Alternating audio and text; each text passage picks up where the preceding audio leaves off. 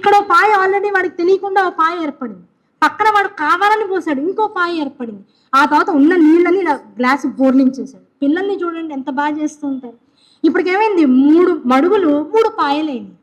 ఆ 3 పాయలు అయితే ఆ 3 ఎటువైపు వెళ్తున్నాయో కూర్చుని ఇంకా దాన్ని తదేకంగా చూస్తూ ఉంటాడు.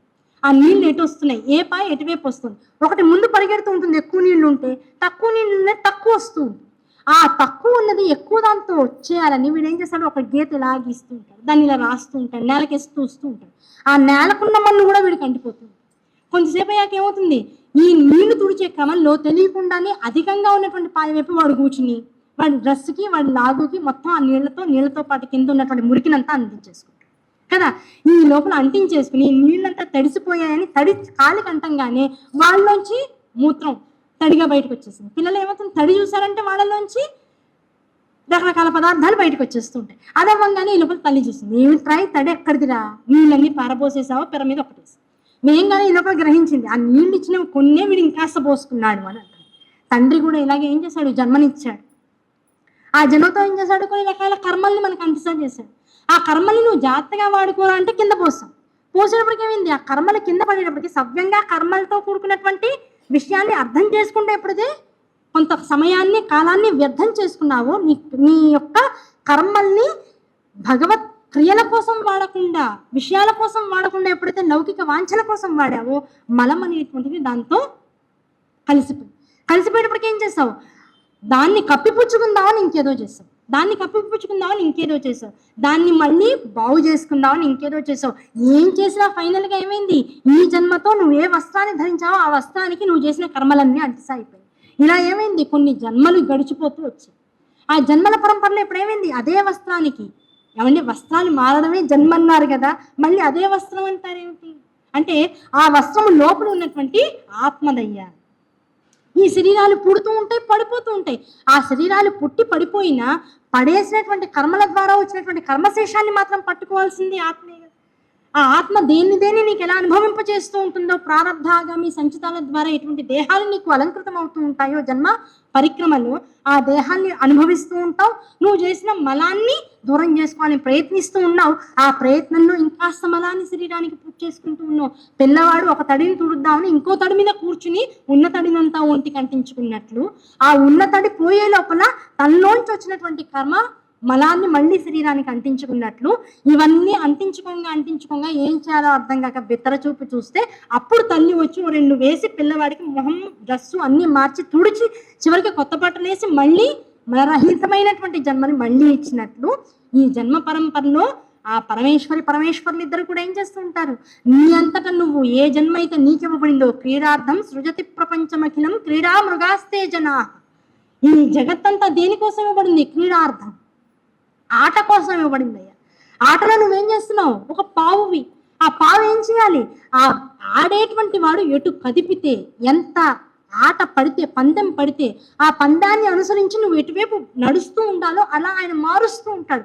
ఆ మార్చినప్పుడు నువ్వేం చేస్తున్నావు, చిచ్చి నేను ఇక్కడ ఉండనని నీ అంతటా నువ్వు నీ మార్గాన్ని అన్యమైన మార్గాల్లోకి తీసుకువెళ్ళిపోతున్నావు. దానివల్ల ప్రారంధ దోషాలు ఎక్కువగా నిన్ను పట్టేసుకోవడం వల్ల ఏమవుతుంది, స్వంత ప్రయత్నాలతో అహంకారాలతో నీ మార్గం తెలియకుండానే అహంకారం వైపుకు వెళ్ళి చివరికి పంకిలంలో అంటే బురదలోకి చిక్కుపోతుంది.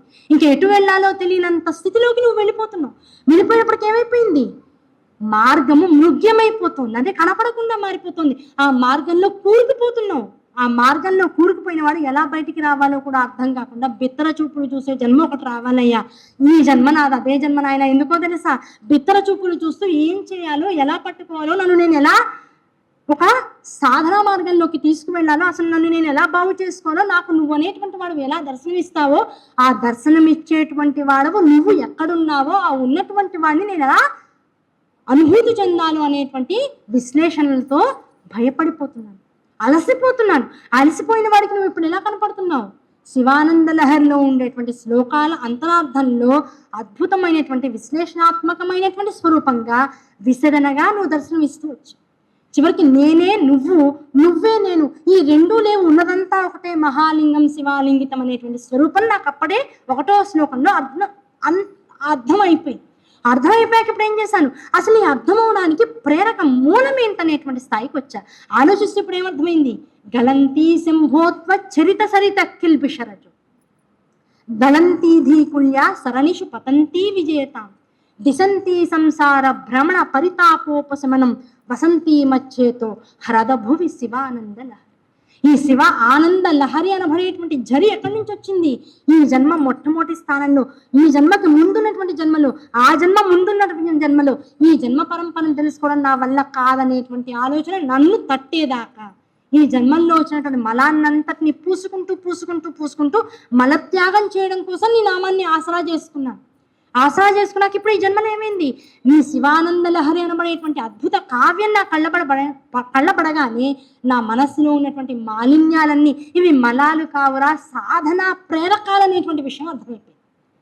అరే రే, ఇదివరకు ఆ తప్పు చేశాను, ఈ తప్పు చేశాను, లలితా సహస్రనామం చదవడంలో ఆ తప్పు చదివాను, ఈ తప్పు చదివాను, అయ్యో గురువు ఇన్నాళ్ల పాటు నా ఎదురుకుండా ఉన్నా గ్రహించలేకపోయాను, ఆయన చెప్పే విషయాలు నేను ఆచరణలోకి తీసుకురాలేకపోయాను, ఇక్కడే ఆగిపోయాను.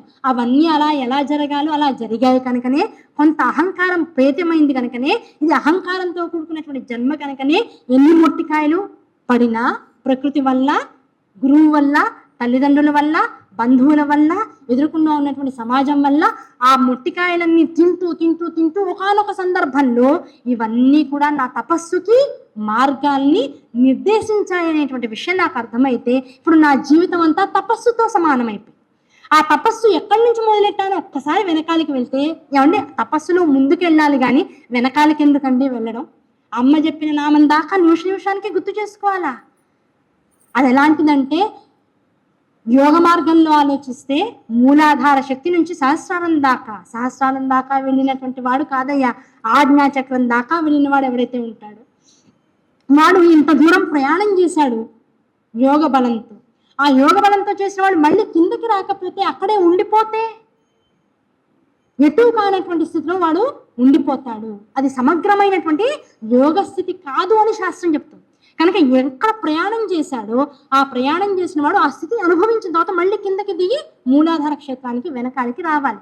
వెనకాలకి వచ్చిన తర్వాత ఏం చేయాలి, ఇదివరకు ఆజ్ఞాచక్రము, బ్రహ్మరంధ్రము, పైన సహస్రారము ఏంటో తెలియనంతసేపు దాన్ని తెలుసుకోవాలని పైకి ఎక్కాడు. అలిపిరి దగ్గర మొదటి మెట్టు దగ్గర ప్రయాణం మొదలెట్టాడు. 3550 మెట్లు ఎక్కాడు, అక్కడతో ఆపేశాడా. ఆ పైన సహస్రాలలో ఆనంద నిలయంలో ఉన్నటువంటి స్వామి యొక్క దర్శనం చేసుకోవడానికి వెళ్ళాడు.